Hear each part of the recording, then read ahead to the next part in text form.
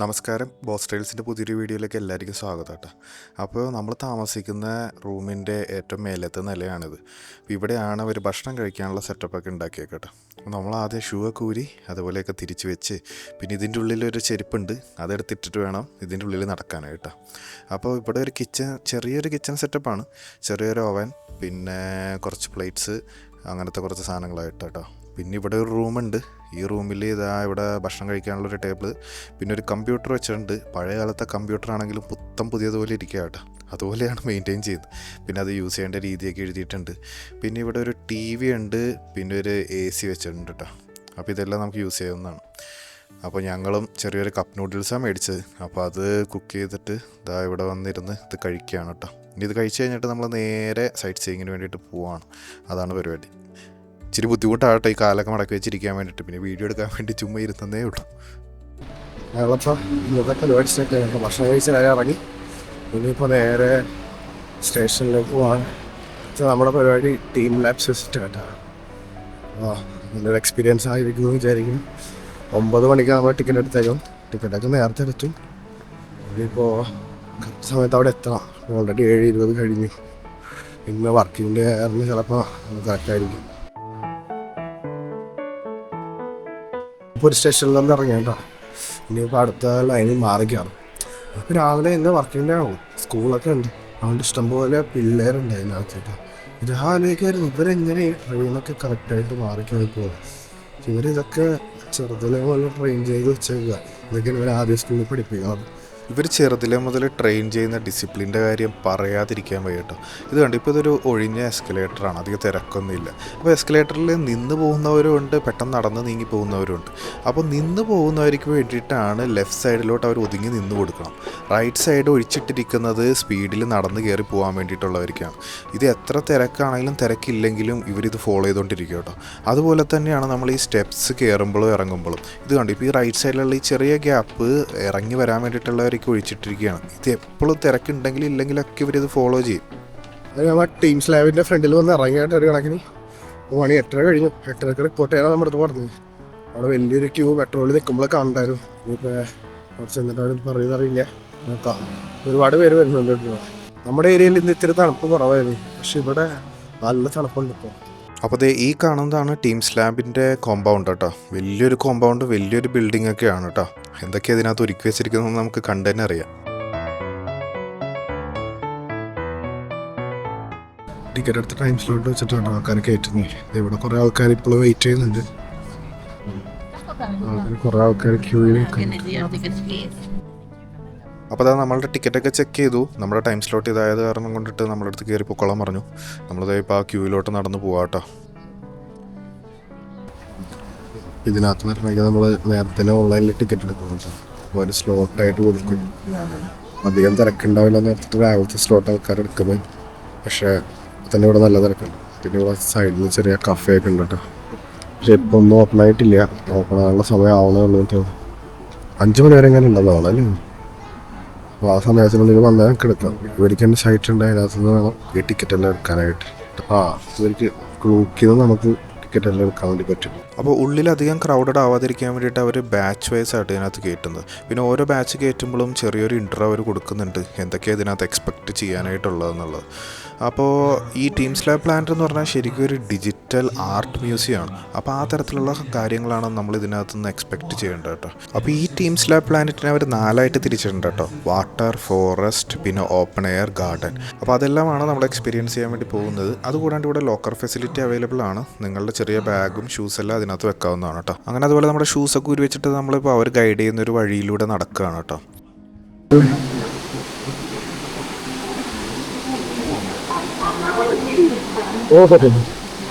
Temperature controlled വെള്ളമാണ്. ഇത് ചെറിയൊരു കയറ്റം കയറി വരുന്ന പോലെയായിരുന്നു കേട്ടോ. അറ്റത്തെത്തുമ്പോൾ ഇവിടെ ഒരു വാട്ടർ ഫൗണ്ടൈൻ ഉണ്ട്. അതിനുശേഷം നമ്മൾ ഡയറക്റ്റ് വരുന്നത് ഇതുപോലത്തെ ഒരു ഏരിയയിലോട്ടാണ് കേട്ടോ. ഇതിൽ കൂടെ നടക്കാനായിട്ട് ഭയങ്കര അണ്ണീവനായിട്ടുള്ള സ്ഥലമാണ്. നടക്കുമ്പോഴത്തേക്കും സ്പോഞ്ച് പോലെയാണ്, നമ്മളിങ്ങനെ താഴ്ന്ന് പോകും കാല് വെക്കുമ്പോഴത്തേക്കും. അപ്പോൾ അതുപോലെ നോക്കി നടക്കണം കേട്ടോ. ഇത് എന്താ ഇതിനകത്തുനിന്ന് എനിക്കറിയില്ല, പക്ഷേ സ്പോഞ്ച് പോലത്തെ ഒരു മെറ്റീരിയലാണ്. അപ്പോൾ സോഫ്റ്റ് ബ്ലാക്ക് ഹോൾ എന്നുള്ളതായിരുന്നു കേട്ടോ ആ ഒരു ആർട്ട് വർക്കിൻ്റെ പേര്. എന്താണെന്ന് നിങ്ങൾക്ക് വേണമെങ്കിൽ പോസ് ചെയ്ത് വെച്ചിട്ട് വായിക്കാവുന്നതാണ്. അപ്പോൾ അതിനുശേഷം നമ്മൾ അടുത്തൊരു ഏരിയയിലോട്ട് പോവാം കേട്ടോ. ഇവരുടെ ഒരു മൊബൈൽ ആപ്ലിക്കേഷൻ ഉണ്ട്. അപ്പോൾ അത് ഡൗൺലോഡ് ചെയ്താൽ ഇവരുടെ ചില ആർട്ട് വർക്കൊക്കെ കൺട്രോൾ ചെയ്യാൻ പറ്റുമെന്നാണ് ഇവർ പറയുന്നത്. നമ്മളിപ്പോൾ അടുത്തൊരു ഏരിയയിലോട്ട് കയറുകയാണ് കേട്ടോ.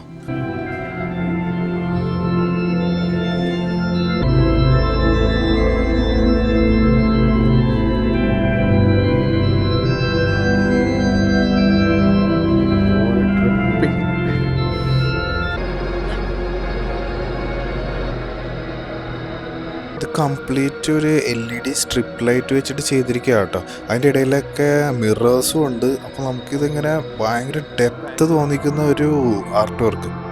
അപ്പോൾ ഈ ലൈറ്റ് കത്തുന്ന രീതി ഇങ്ങനെ മാറിക്കൊണ്ടിരിക്കുകയാണ്. ചിലപ്പോൾ ഇതിനായിരിക്കും അവർ ആപ്പ് യൂസ് ചെയ്യാൻ വേണ്ടി പറഞ്ഞത്. ചിലപ്പോൾ ആരെങ്കിലും കൺട്രോൾ ചെയ്യണമെന്ന് അറിയില്ല. പക്ഷെ എന്നാലും നല്ല രസമുണ്ട് ഇതിനകത്ത് കയറി ഇതിൻ്റെ ചുറ്റും ഇങ്ങനെ നടക്കാൻ വേണ്ടിയിട്ട്.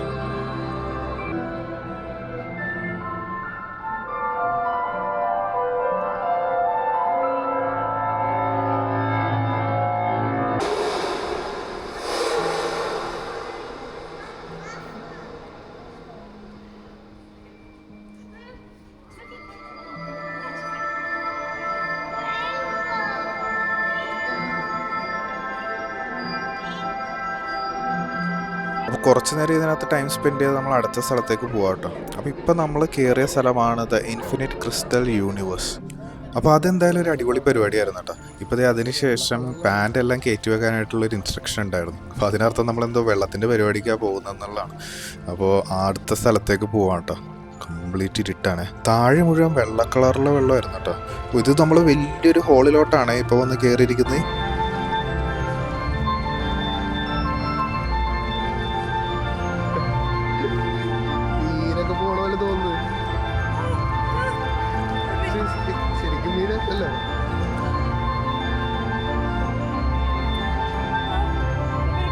മേലെ നിന്ന് അതിന്റെ റിഫ്ലക്ഷൻ വന്നിട്ട് നമുക്ക് തോന്നുക വീരൊക്കെ താഴ്ത്തൂടെ പോകുന്ന പോലെയാണ്. നല്ല വശം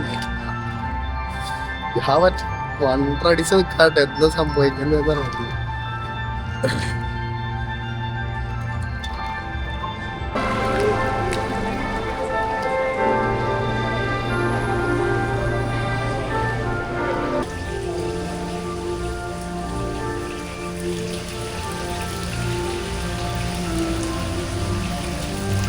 നല്ലൊരു പരിപാടിയായിരുന്നു കേട്ടോ.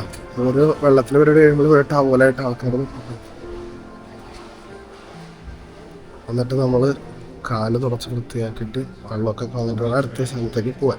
അങ്ങനെ നമ്മൾ അടുത്തൊരു മുറിയിലോട്ട് പോവാം കേട്ടോ. ഓ ഇവരുടെ ലൈറ്റ് ആൻഡ് സൗണ്ട് ഒരു രക്ഷയില്ല കേട്ടോ, കിട്ടില്ല.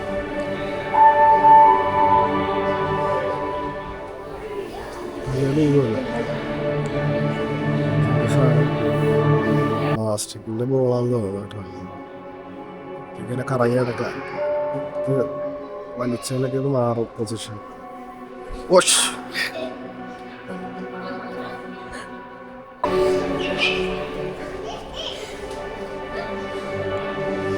പിള്ളേരൊക്കെ തള്ളിക്കൊണ്ടെടുക്ക.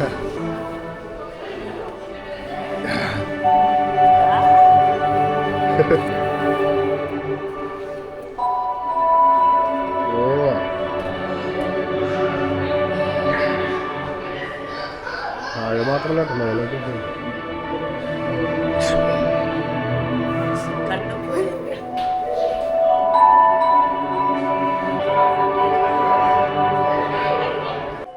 ജബനെ കാണുന്നില്ല ഗൈസ്. ഞാൻ ഈ വീഡിയോ എടുക്കുന്ന സമയത്ത് ഒരു കുഞ്ഞിപ്പയ്യന് ഈ ബോള് തള്ളിക്കൊണ്ടൊന്ന് മുട്ടിച്ചാട്ടോ. ക്യാമറയൊക്കെ താഴെ പോയി. ക്യാമറ എടുത്ത് തിരിച്ച് സെറ്റ് ചെയ്ത് കഴിഞ്ഞ് നോക്കുമ്പോഴത്തേക്കും ഒരാളെ കാണുന്നില്ല.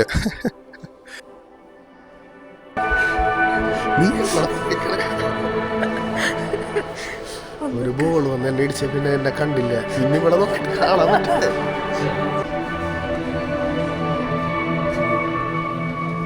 അങ്ങനെ ഞങ്ങൾ അവിടെ നിന്ന് ഇറങ്ങി അടുത്ത പരിപാടി ഇതായിട്ടോ, floating in the falling universe of flower. അപ്പോൾ നടുക്ക് കിടന്നിട്ട് മേലോട്ട് നോക്കാനായിട്ടാണ് അവർ ഇൻസ്ട്രക്ഷനിൽ പറഞ്ഞിരിക്കുന്നത്. അതേപോലെ ഇവിടെ കുറച്ച് പേര് കിടക്കുന്നുണ്ട്.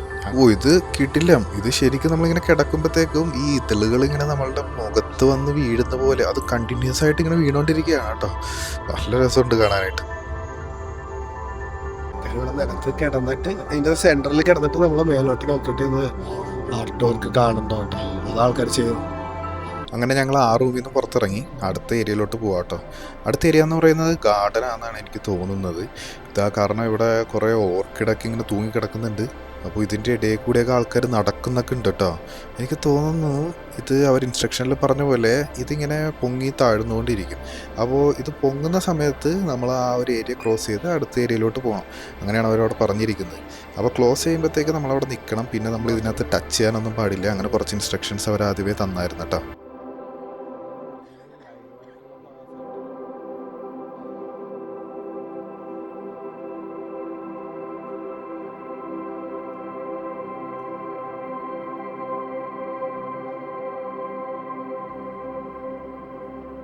നമ്മളിപ്പോൾ ഫോറസ്റ്റിൻ്റെ ഏരിയ എത്തിയേക്കാണ് കേട്ടോ. അപ്പം അവർ പറഞ്ഞതനുസരിച്ച് നമ്മളൊരു ആപ്പ് ഡൗൺലോഡ് ചെയ്തു. ഇത് യൂസ് ചെയ്യാന്ന് വെച്ച് കഴിഞ്ഞാൽ ഇപ്പോൾ ഈ വോളിൽ കൂടെയൊക്കെ ഇഷ്ടംപോലെ ആനിമൽസ് പാസ് ചെയ്യുന്നത് കാണാം. അപ്പോൾ ഇതിനകത്ത് ഒരു അമ്പും വില്ലുണ്ട് കേട്ടോ. അപ്പോൾ അത് വെച്ച് ഷൂട്ട് ചെയ്ത് കഴിഞ്ഞാൽ ഈ ആനിമൽസിനെ ഹിറ്റ് ചെയ്താൽ അതിൻ്റെ ഫുൾ ഡീറ്റെയിൽസ് നമുക്ക് മൊബൈലിൽ കാണാം. ഒരു ഇതിന്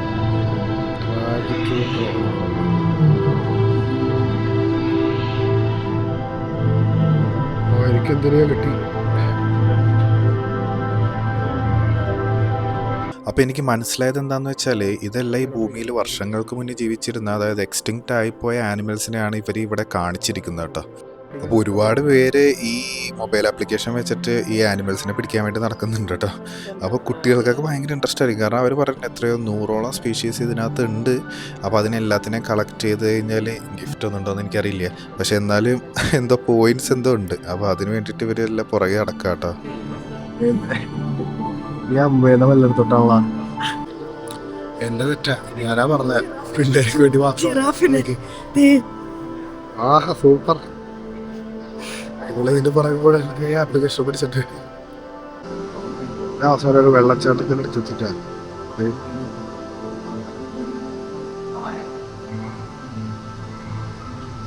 അങ്ങനെ ആർട്ട് വർക്കിൻ്റെ ഏരിയ ഒക്കെ കഴിഞ്ഞിട്ട് നമ്മൾ ചെറിയൊരു ആക്ടിവിറ്റി ഏരിയയിലോട്ട് വന്നു കേട്ടോ.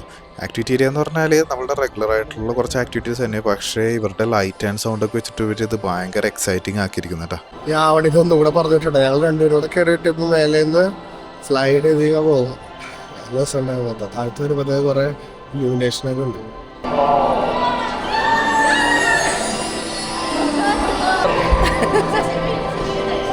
അപ്പോൾ ഇതുപോലത്തെ ഇഷ്ടംപോലെ ആക്ടിവിറ്റീസ് ഇവിടെ ഉണ്ട് കേട്ടോ. ഇപ്പോൾ ഇത് കണ്ടോ, ഇതിനകത്താണെങ്കിൽ ഇപ്പോൾ ഓരോ സ്റ്റെപ്സിനും ഓരോ കളറാണ്. അപ്പോൾ ആ കളർ അനുസരിച്ച് നമ്മളത് ഫോളോ ചെയ്ത് അപ്പുറത്തെ എൻഡ് വരെ പോയിട്ട് തിരിച്ചു വരണം.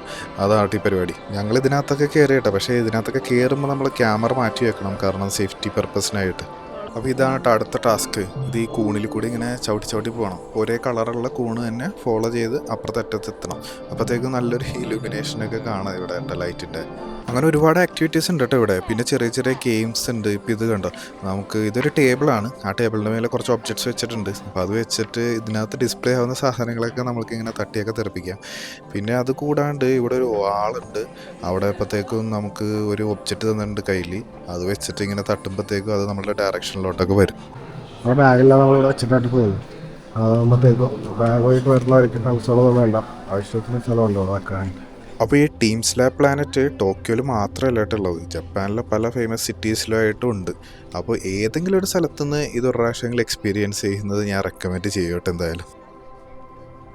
ടീംസ് ലാബൊക്കെ ഇറങ്ങിയിട്ട് ഇപ്പോൾ സമയം 11 മണിയായി. നമ്മൾ 9 മണിക്ക് കയറി കഴിക്കുവാണ്. 2 മണിക്കൂർ സ്പെൻഡ് ചെയ്യാനായിട്ടുള്ള മിനിമം ഉണ്ട് ഇതിനകത്ത്. പിന്നെ പിള്ളേരൊക്കെ ആയിട്ട് വരുന്നവരാണ് കൂടുതൽ സമയം എടുക്കുന്നത്. അത് നല്ലൊരു എക്സ്പീരിയൻസ് ആയിരുന്നു.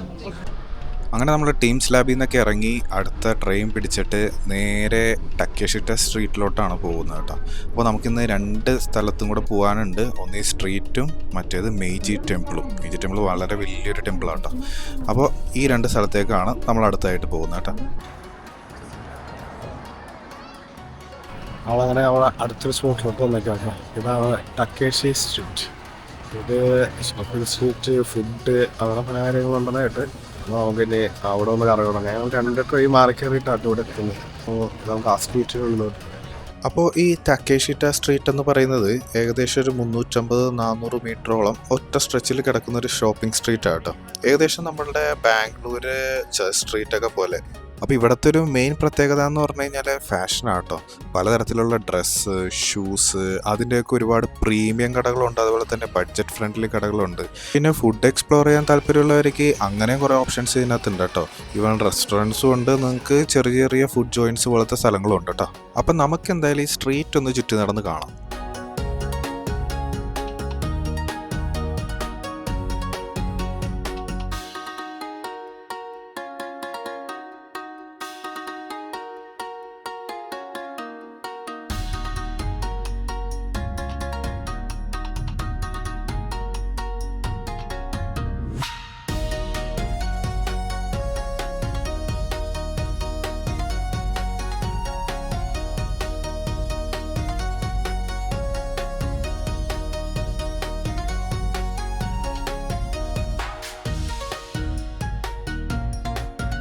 ഇത് നമ്മൾ കഴിഞ്ഞ ദിവസം കാമക്കുറെ പോയപ്പോൾ കണ്ടില്ലായിരുന്നു, എംപിക് കഫേ എന്ന് പറഞ്ഞിട്ട് ഈ പന്നിക്കുട്ടികളെയൊക്കെ പെറ്റ് ചെയ്യാൻ വേണ്ടിയിട്ട് അതിൻ്റെ ഉള്ളിലെ കാഴ്ചയായിട്ട് കാണുന്നത്.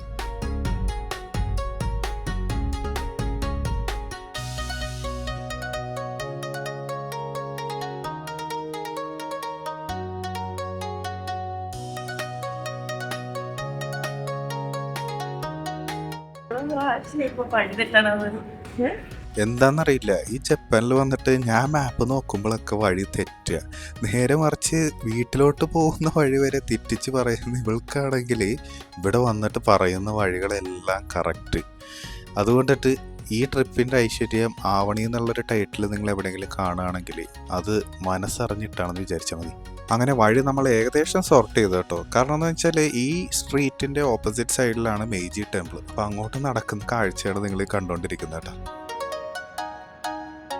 അങ്ങനെ ഈ വലിയൊരു ക്രോസിങ് കഴിഞ്ഞാൽ നമ്മൾ നേരെ എത്തുന്നത് മെയ്ജി ടെമ്പിളിൻ്റെ കോമ്പൗണ്ടിലേക്കാണ് കേട്ടോ. അപ്പോൾ ദാ ഈ കാണുന്നതാണ് മെയ്ജി ഷ്രൈനിൻ്റെ എൻട്രൻസ് കേട്ടോ. ഈ വലിയ ടോറി ഗേറ്റ് കടന്നു വേണം നമ്മൾ ഉള്ളിലോട്ട് വരാനായിട്ട്. ഇത്രയും തിരക്കുള്ള ഒരു സിറ്റിയുടെ ഒത്ത നടുക്കൊരു കാട്, അതാണ് ശരിക്കും മെയ്ജി ജിങ്കു. ഈ രണ്ട് വശത്തെയും പാതയിൽ കൂടിയാണ് ആൾക്കാർ ഇവിടെ നടക്കുന്നത്. ഈ നടുക്കുള്ള ഭാഗം ശരിക്കും കാമി എന്നറിയപ്പെടുന്ന ഒരു ഡിവൈൻ സ്പിരിറ്റിന് വേണ്ടിയിട്ട് ഒഴിച്ചിട്ടിരിക്കുകയാണെന്നുള്ളതാണ് സങ്കല്പം. ആ കാലത്ത് രാജാവും രാജ്ഞിയൊക്കെ എഴുതുന്ന കവിതകളെ വക്ക എന്നാണ് വിളിച്ചിരുന്നത് കേട്ടോ. അതിന്റെ ഒരു കോപ്പിയാണ് ഈ കാണുന്നത്.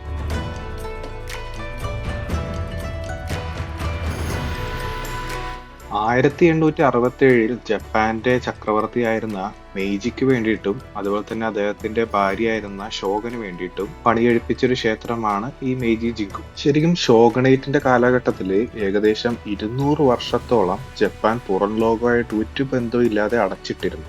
പിന്നീട് ഒരു അമേരിക്കൻ നാവിക ഓഫീസറായ കമാൻഡർ മാത്യു പെറി വലിയൊരു യുദ്ധസന്നാഹങ്ങളും യുദ്ധക്കപ്പലുകളായിട്ട് ജപ്പാനിലെത്തുകയും അതിന്റെ ഒരു സമ്മർദ്ദത്തില് ജപ്പാൻ ലോകത്തിന് മുന്നിൽ വീണ്ടും തുറക്കപ്പെടുകയാണ് ചെയ്തത്. അങ്ങനെയാണ് പിന്നീട് അധികാരം എംപറർ മേജിയുടെ കയ്യിലേക്ക് എത്തുന്നത്. പിന്നീട് അങ്ങോട്ടായിരുന്നു നമ്മളിപ്പോ കാണുന്ന ഈ ഒരു മോഡേൺ ജപ്പാന്റെ വളർച്ച. അതുകൊണ്ട് തന്നെ മെയ്ജി ചക്രവർത്തിയെ മോഡേൺ ജപ്പാന്റെ ഫൗണ്ടർ എന്നറിയപ്പെടുന്നു.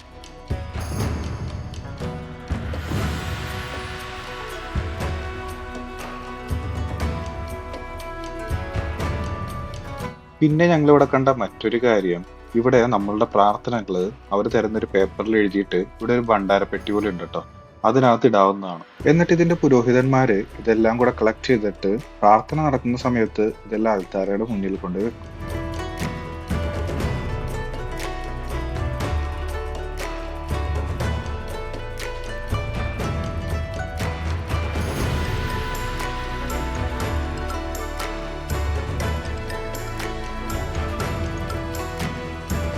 അപ്പൊ നമ്മളെ മെയിൻ ഷ്രൈനിൽ നിന്ന് പുറത്തേക്ക് ഇറങ്ങാം കേട്ടോ. ഇവിടെ കുറച്ച് കടകളൊക്കെ ഉണ്ട്, പിന്നെ ഗോഷിൻ വരച്ചു കൊടുക്കുന്ന ഒരു ഇടവും കൂടി ഉണ്ട് കേട്ടോ. അപ്പൊ ഈ കോമ്പൗണ്ടിനോട് ചേർന്ന് തന്നെ യൊയോഗി എന്ന് പറഞ്ഞിട്ടൊരു പാർക്ക് ഉണ്ട് കേട്ടോ.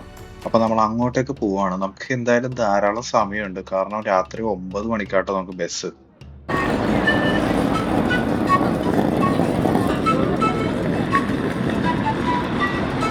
അപ്പൊ ഈ റോട്ടിലൂടെ നടക്കുന്ന സമയത്ത് ഇതുപോലത്തെ കലാകാരന്മാരെയൊക്കെ നമുക്ക് കാണാൻ വേണ്ടി പറ്റും കേട്ടോ.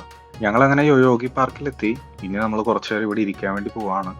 ഞങ്ങൾ എന്തായാലും രാവിലെ ചെക്കൗട്ട് ചെയ്തിട്ടാണ് ഇറങ്ങിയത്. പെട്ടികളെല്ലാം പാക്ക് ചെയ്തിട്ട് നമ്മളിപ്പോൾ താമസിക്കുന്നിടത്ത് തന്നെ വെച്ചു. പിന്നെ നമ്മൾ ഇവിടെ നിന്ന് ചെന്നിട്ട് അത് കളക്ട് ചെയ്തിട്ട് നേരെ ഷിഞ്ചുക്കു ബസ് സ്റ്റേഷനിലോട്ട് പോകണം. അപ്പൊ ഇന്ന് രാത്രി 9 മണിക്കാണ് നമുക്ക് ക്യോട്ടോയിലോട്ടുള്ള ബസ്. അപ്പൊ എന്തായാലും ഈ ഒരു എപ്പിസോഡ് ഞങ്ങൾ ഇവിടെ വെച്ച് അവസാനിപ്പിക്കുകയാണ്. ഈ വീഡിയോക്ക് ഇഷ്ടപ്പെടുന്നുണ്ടെങ്കിൽ നിങ്ങൾ ലൈക്ക് ചെയ്യാനും സബ്സ്ക്രൈബ് ചെയ്യാനും മറക്കരുത്. അപ്പൊ അടുത്തൊരു വീഡിയോ ആയിട്ട് വീണ്ടും കാണാം.